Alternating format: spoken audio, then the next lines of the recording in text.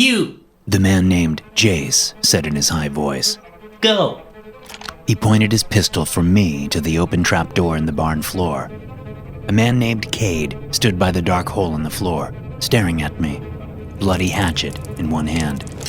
Like Jace, this man wore jeans and a simple plaid shirt. I looked at the other captive, a young woman wearing an old-fashioned waitress uniform. She looked back at me, mascara running down her cheeks. What about her? I asked. Cade came racing over from beside the hole in the floor. He reversed the hatchet, hitting me in the stomach with the handle. I doubled over and fell to my knees. He kicked me in the ribs. I sprawled on my back, helpless and groaning in pain. Cade grabbed a handful of the young woman's hair with his free hand and brought her face to his. He licked the side of her face from her chin to her forehead as she whimpered and cried. And he stared down at me the whole time. Get in the fucking hole before my brother kills you, Jace said. We really only need one hostage to trade for Mama, so don't press your luck. I started to get to my feet, but Cade moved forward, dragging the woman along by her hair, while kicking me again. Crawl, Jace said, speaking for his brother. I crawled to the open trapdoor and looked down into the dark hole. I couldn't see the bottom, and there were no stairs, no ladder that I could see. Looking back over my shoulder, I saw Cade dragging the flat of the hatchet over the young woman's breasts and toward her crotch. You motherfucker! I screamed, lunging toward the man. As I closed the distance, Cade tossed the woman aside and smiled at me. I'm going to punch in the address, Shane said, reaching toward his phone, which sat dark in the holder to the right of the steering wheel. Not yet, I said, reaching over from the passenger seat to grab his hand. Just a little farther, please. Ever since I'd been assaulted, Shane had been handling me with kid gloves. Most of the time, it pissed me off, but sometimes, I'm ashamed to admit, I used it to get what I wanted. And right now, I wanted to stay out on these country roads for a little while longer. The sense of movement calmed my overactive mind, helping me truly relax for the first time in months. It's almost 10 o'clock, Shane said. How much longer do you want to drive around out here? Half an hour tops. I looked at Shane, whose face was lit by the dashboard lights. I knew he would agree even before he did. Fine, he said, half smiling. Half an hour. It had been my idea to move out of the city, but the catalyst hadn't just been the assault. I'd been wanting to live in the country for many years. The attack and the subsequent months of rehab had only solidified the notion in my mind. Shane and I had been together for 3 years, and I knew he loved living in the city. But I also knew he loved me more. At first, he'd been resistant to the idea. But when my mood stayed dark even months after I was able to walk without a limp again, he knew we had to make a change, for my sake. I was glad for it. I'd been getting to the point where I was ready to leave the city, with or without Shane. Of course, I wanted him to come, but I was in such a deep, dark hole that I knew I had to get out. So we'd made the arrangements with our respective employers to work remotely and found a little house outside of a town called Brightside. Things were good for the first week as we got settled in. Our house was on a large lot, surrounded by fields belonging to the family who was renting us the place. The nearest house belonged to that family, a quarter mile down the road. But after the first week went by, I was reminded of that old saying, wherever you go, there you are. Surprise, surprise, moving hadn't magically cured my mental state. It seemed to have helped incrementally, but there was still a powerful darkness inside of me. I still suffered from panic attacks and anxiety, despite the medication I was taking and the cognitive behavioral therapy I was doing with a therapist online. But as Shane drove on the dark country road, I tried to pull all that behind me, to be in the moment. I sank down in my seat and looked out the window. Rows of yellowing corn swayed in the breeze, leaves pale in the bright moonlight. The cornfield ended at a swath of trees. Then we passed an empty field, the crops having already been harvested. I had no idea where we were in relation to Brightside. We started off driving in the late afternoon, taking random turns, and seeing where we ended up. There was something peaceful about the open spaces and the seldom seen people. Sure, there were houses here and there, and we shared the roads with vehicles on occasion, but there was still the sense that we were alone. I couldn't get enough of that feeling. Alone and on the move. It was as close to freedom as I could get. Looks like there's a town up here, Shane said as we passed a sign that read, Chilton, 12 miles. I sighed. Yeah, how we doing on gas? We could use some. I could use a snack too. I agreed. I was getting hungry. We decided to stop in Chilton, get some gas and some snacks, and then head back home with the help of GPS. But a few miles later, we came upon a diner on the side of the road. The lights were on and a couple of cars were parked outside, one of which was a sheriff's cruiser. Let's stop and eat, I said, liking the look of the place. It looked to be straight out of the 50s, with the whole boxcar aesthetic and the neon sign over the door that read Tommy's Diner. Yeah, okay, Shane said. If they're still serving, it might be closing up. Worth a shot. Shane directed the car into the dirt parking lot and stopped nose in next to the sheriff's cruiser. On the other side of the lot were two more vehicles. One was a beat-up extended cab truck, the other an old Ford Bronco. The shades were drawn over the diner windows, but I could see movement inside through the cracks around the shades. We got our phones and wallets and stepped out into the warm autumn night. As we moved to the door, I heard a scuffing sound from the side of the building. Looking over, I saw a young man dressed in dirty, ill-fitting clothes step around the corner of the building. He was zipping up his fly, apparently having just relieved himself. He froze as he saw us. His sandy hair was disheveled, his cheeks peppered unevenly with scruff. Shane didn't see him, stepping forward to open the outer door for me. Not thinking much of it, I looked forward and continued walking. But as I moved toward the door, I glanced back at the young man. There was something in his eyes, something that gave me a faint, queasy feeling. I moved into the diner's waiting area, which had a padded bench on either side. Glancing through the second door before I opened it for Shane, I caught a glimpse of a man in a black apron standing behind the counter, staring toward the door. It took me too long to realize the look on his face was one of sheer terror. Shane stepped through the second door and into the main area of the diner. Hey there, he said to the man in the apron as I stepped in behind him, letting the door fall closed. Shane and I glanced to the left at almost the same moment. There was blood everywhere, splashed on the tile floor, across the stools at the counter, and on the counter itself. Most of the blood was on the floor between the counter and the line of booths against the front windows. A man in a sheriff's uniform was lying face up on one of the booth tables. A hatchet was embedded in his ruined face, and his chest had been hacked up with the weapon. A man stood next to the body, the skin around his mouth smeared with blood. He had dirty blonde hair and a pronounced brow with deep and wide-set eyes, which were fixed on us. Further back from this man stood another, with a shotgun in his hands. He had the weapon pointed at the cook behind the counter. The man was older than the other, with a full light-colored beard but similar eyes and the same kind of pronounced brow as the first. A young woman, presumably a server by her attire, sat on a stool directly across from the cook. I hadn't seen her before because of the angle of the door, but her place there allowed the man with the shotgun to cover both her and the cook easily from where he stood. I took all this in quickly. No one spoke. We all just looked at each other for what seemed like a full minute, but was really just seconds. I reached out and grabbed Shane's shirt, pulling him back toward the door. don't move. The man with the shotgun shouted as we moved into the waiting area. I pushed the outer door open to greet the barrel of a pistol, held by the young man I'd seen outside. Get back in there. The man said. Although he wasn't a man, he was still a teenager. 17 or 18, I now saw in the better light from the diner's interior. I let go of Shane's shirt and put my hands up. We moved back into the diner at gunpoint. The bearded man glared at the teenager as the three of us moved inside. It was plain to see that the kid's job had been to keep anyone from coming inside, but he'd gone to take a piss just before we pulled in. After a moment of glaring at the kid, the bearded man gestured with his head to the booth nearest us. Sit down. the kid said, pointing to a booth 2 down from the one with the dead sheriff. Shane and I sat down across from each other.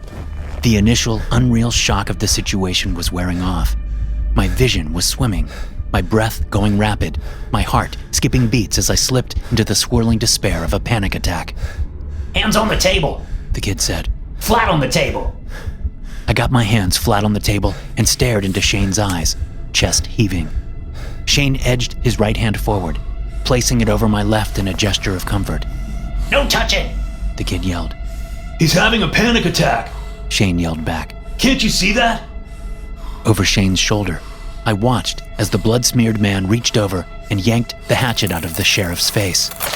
He stalked over and shoved the kid out of the way and slammed the hatchet down onto Shane's right wrist, severing the hand.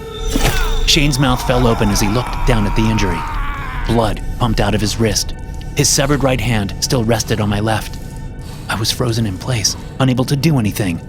I felt like I was dying, but at the same time, I felt dissociated from my body, like I was watching the whole thing through someone else's eyes. Shane lifted his right arm, gripping it with his left hand as he screamed and turned toward his attacker. The man raised the hatchet and slammed it into Shane's head, cutting off my boyfriend's scream with the sickening impact.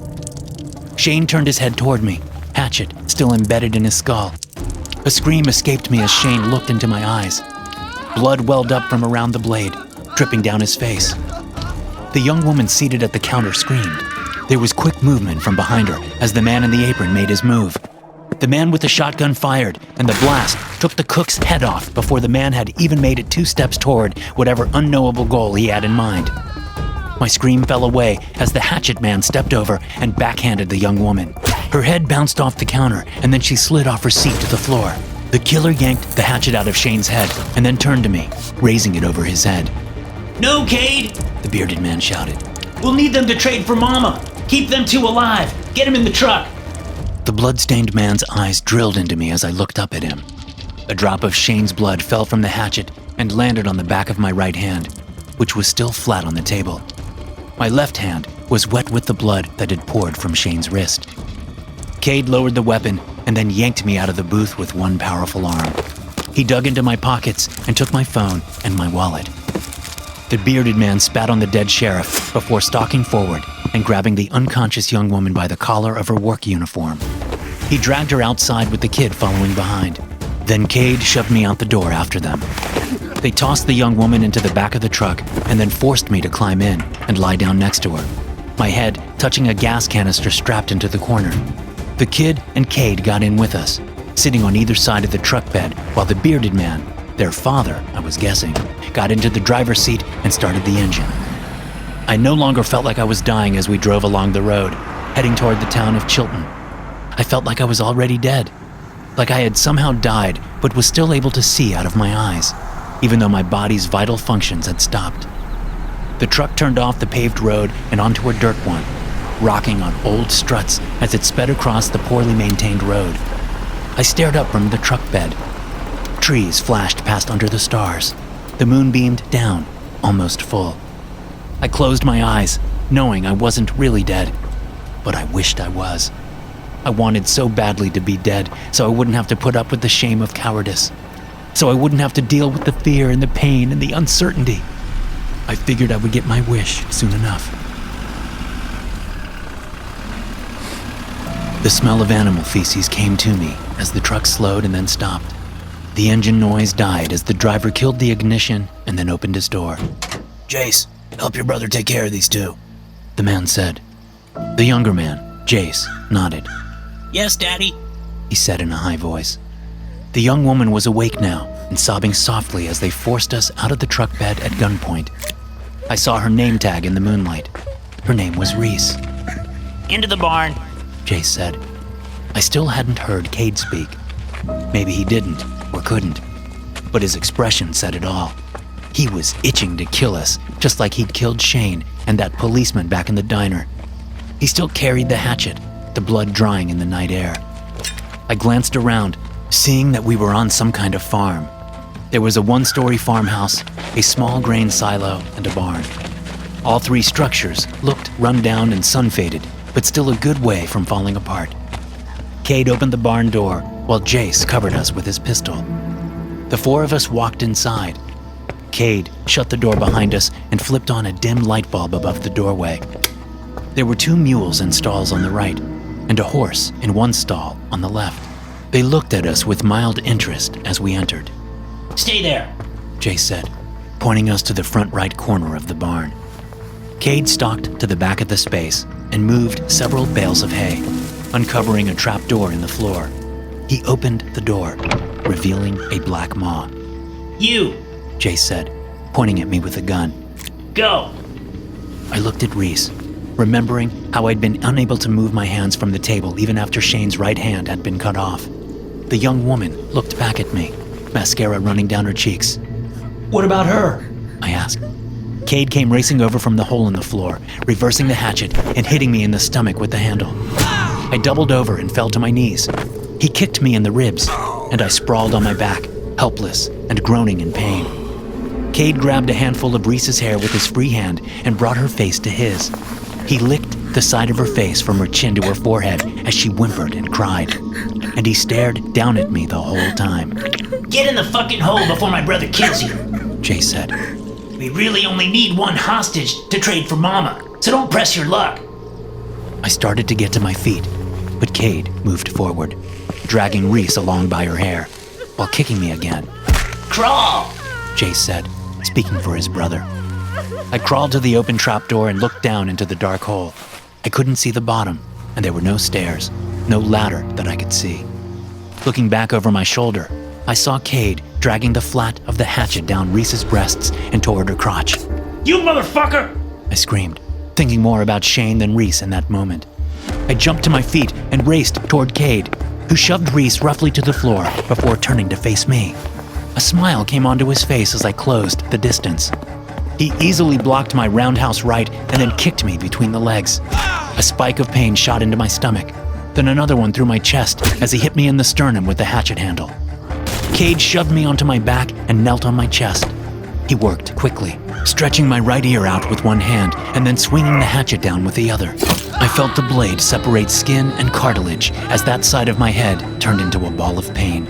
He made quick work of it and then brought my severed ear up, showing it to me. Then he stuck it in his mouth and chewed with a look of orgasmic delight on his face. I screamed, bringing my right hand up to the bleeding wound where my right ear had been. Cade backhanded me and then flipped me over. He grabbed my belt and dragged me toward the hole, tossing me in without a moment's hesitation.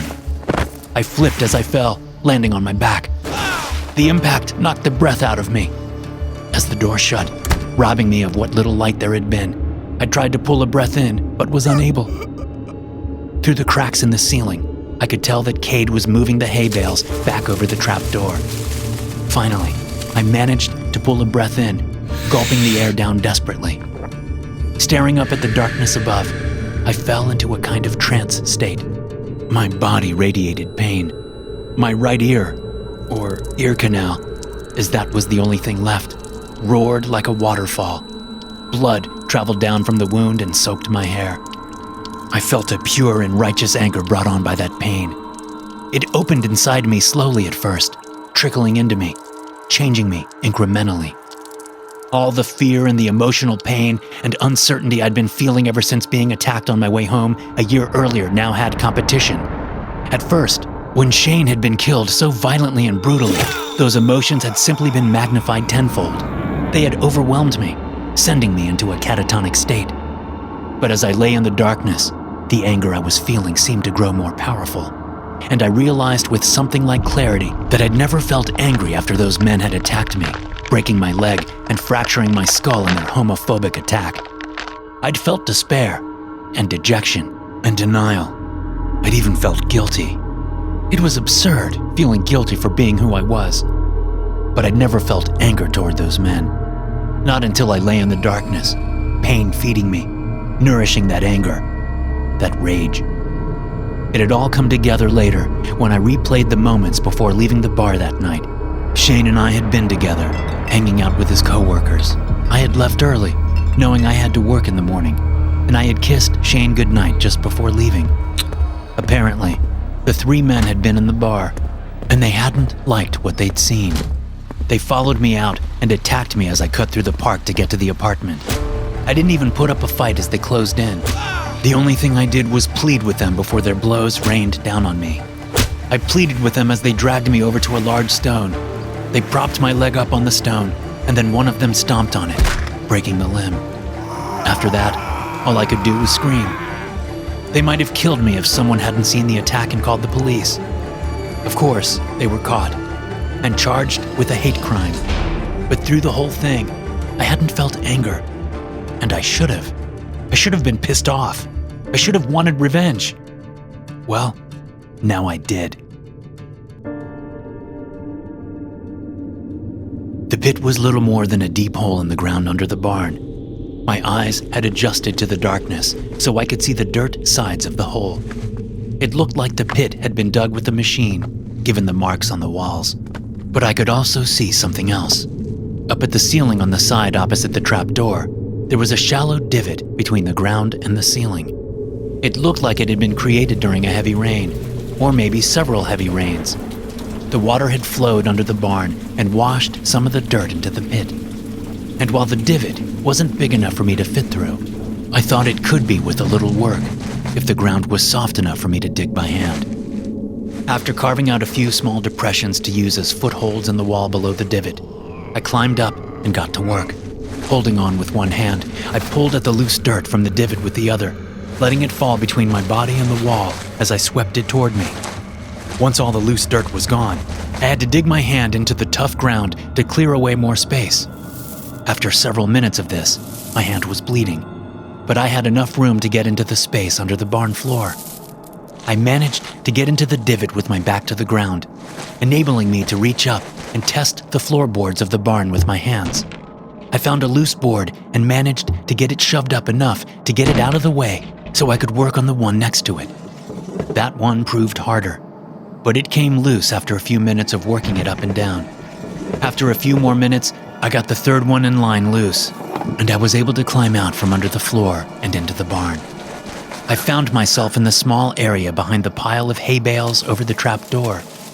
I replaced the floorboards as best I could, then moved around the pile of hay bales toward the front of the barn. Not daring to turn on the light, I looked around in the dark, thankful for the narrow rays of moonlight coming in from around the barn doors. While searching for a weapon, I came across a plastic lighter, a half-burned candle, and a pitchfork for giving the animals hay. I pocketed the lighter and the candle, unsure when I might need to see in the dark. I took the pitchfork and moved back to the barn doors.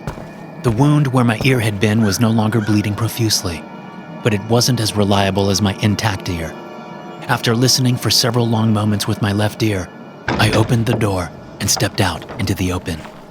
The house was 20 yards to my right, so I went left and moved around to the back of the barn.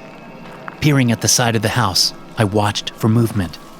The shades were drawn, but I could hear low talking when I angled my left ear toward the structure. I could see the occasional shadow move around at the edges of the shades.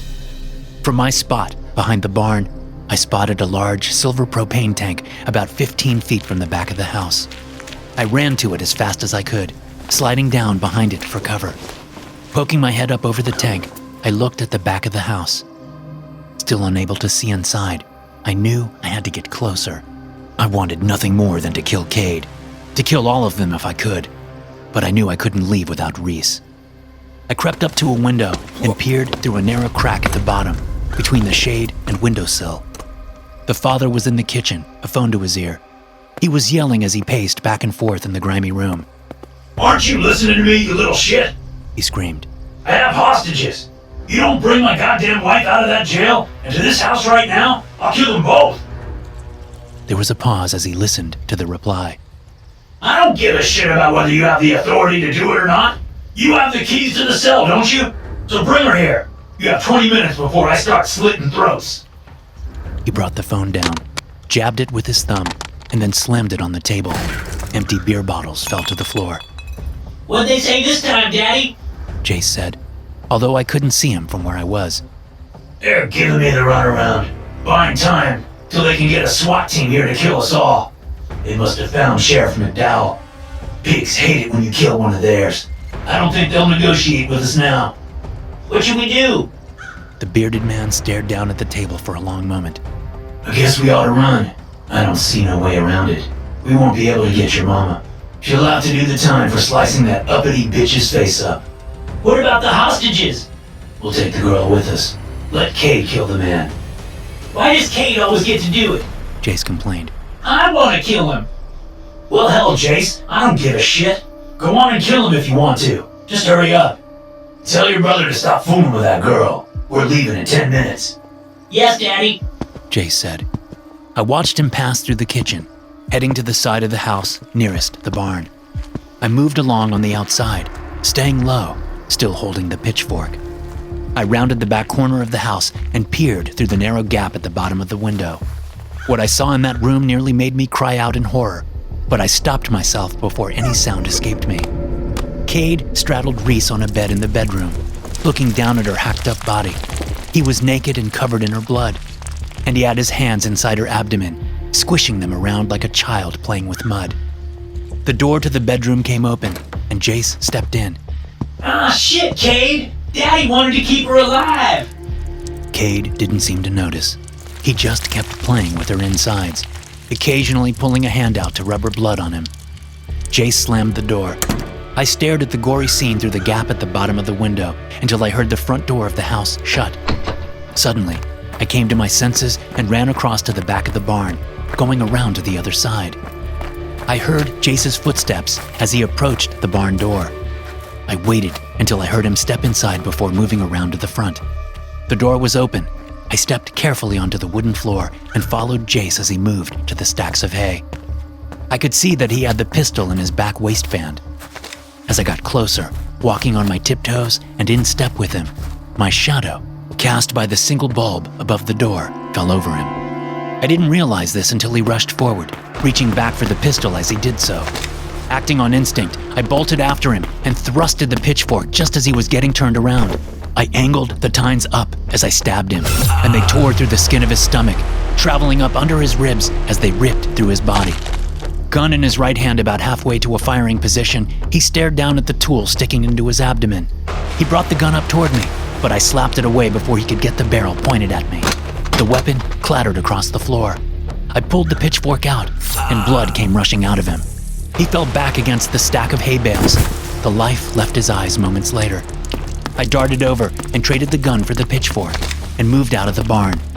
Kneeling at the window again, I looked for Cade, thinking I would just fire the gun through the window and kill him, but he was no longer there. Only Reese's mangled body was visible on the bed. My rage wanted me to just run into the house, gun blazing, but I had never fired a gun before. I didn't know the house, and there were two of them in there. My missing ear throbbed. I recalled how fast Cade had been when I tried attacking him in the barn. It was too risky. An idea screamed into my mind, an idea driven by rage, but also informed by my job working in insurance.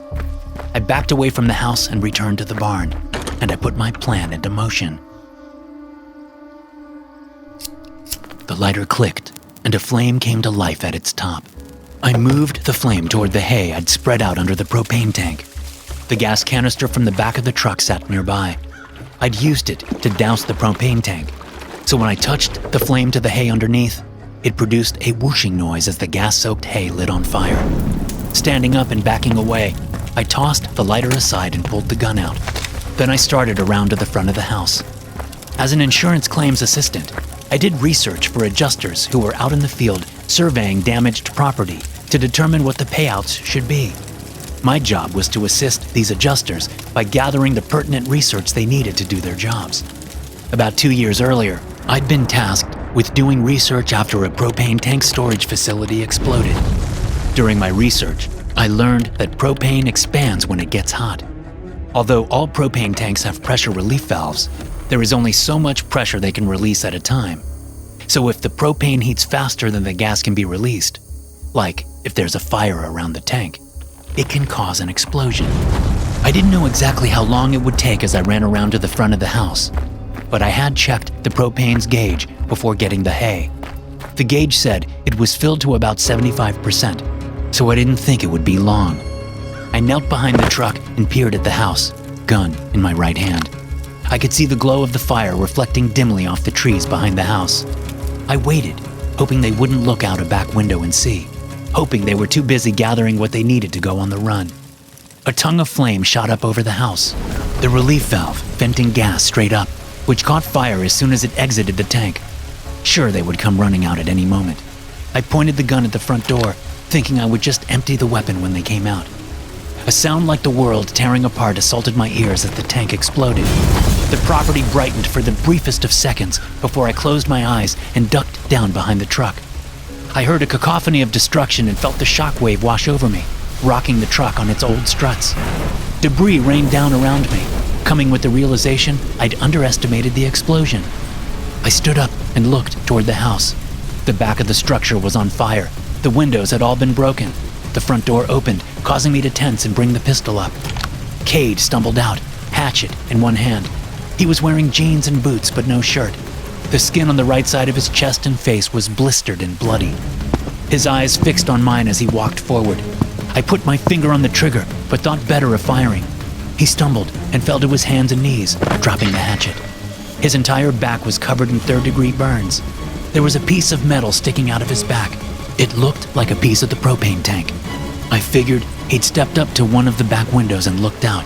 When he saw the fire, he turned to run just as the tank exploded. He crawled toward me, groaning in pain. When he was close enough, I kicked him in the face. The scorched skin of his face ripped off like a slow-cooked barbecue from the bone. He fell onto his back, but he didn't die. He kept writhing and making noises for a long time as I watched the flames envelop the entire house. The father never made it out. By the time the SWAT team arrived, Cade was finally dead, and the house was close to collapsing. After that night, I never felt anxious again, not like I had before. But one emotion never really went away, and I doubt it ever will. Even now, I feel the anger. Sometimes it's subtle. Other times, it's all I can do to keep it inside. But I don't mind. Feeling angry is so much better than feeling helpless. Thanks for listening. If you enjoy these stories, be sure to subscribe to the podcast and check out some more of my episodes here.